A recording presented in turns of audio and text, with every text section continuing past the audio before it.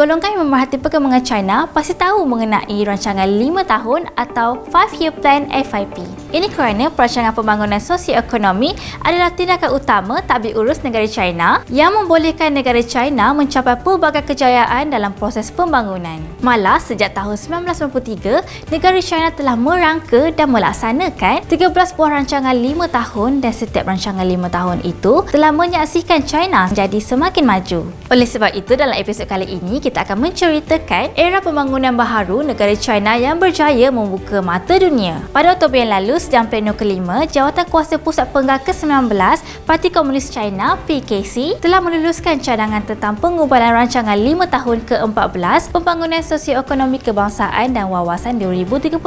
Dalam sidang itu, pencapaian pembangunan China sepanjang 5 tahun yang lalu disimpulkan secara komprehensif. Ini kerana walau berdepan dengan situasi global yang rumit dan tugasan mencabar untuk mencapai pembaharuan, pembangunan dan kestabilan dalam negara serta seluruh rakyat China di bawah pimpinan Presiden Xi Jinping tetap teguh dengan bersungguh-sungguh untuk membina masyarakat makmur sederhana secara menyeluruh. Oleh sebab itu, sepanjang 5 tahun ini, keluaran dalam negeri kasar KDNK China telah mencatat hampir 100 trilion manakala KDNK per kapita mencecah 10,000. Ini sekaligus menjadikan sumbangan China kepada pertumbuhan ekonomi dunia adalah sebanyak 30% tahun ke tahun. Bukan itu sahaja, dalam kenyataan sama 5 tahun yang lepas, sebanyak 55.15 juta orang dalam 832 daerah miskin telah keluar daripada belenggu kemiskinan. Kejayaan ini telah meletakkan China sebagai sebuah negara yang berjaya mencapai detik penting dalam sejarah apabila berjaya membasmi kemiskinan mutlak menjelang 7 tahun ini. Malah, dengan kejayaan luar biasa ini juga, rakyat China dapat menikmati kehidupan yang lebih bahagia. Selain itu, terdapat lebih daripada 1.3 bilion rakyat China, iaitu melebihi 95% penduduk yang menerima perlindungan insurans perubatan asas. Dengan mengutamakan pembangunan mesra eco dan hijau, China telah menjadi negara yang mempunyai kemampuan terbesar dalam rawatan air kumbahan dan pengurusan sisa di seluruh dunia. Malah, keterbukaan China ini juga telah mencapai tahap yang lebih tinggi di mana China telah memeterai 200 perjanjian kerjasama di bawah inisiatif jalur dan laluan BRI dengan 138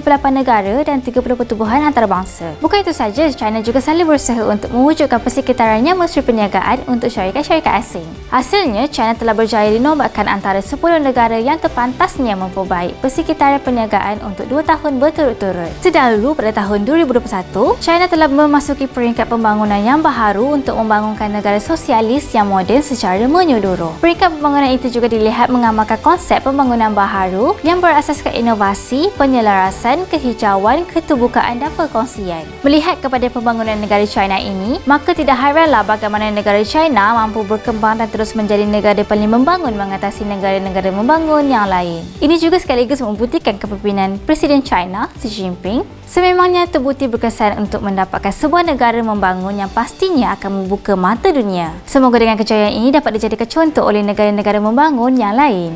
China, inspirasi dunia.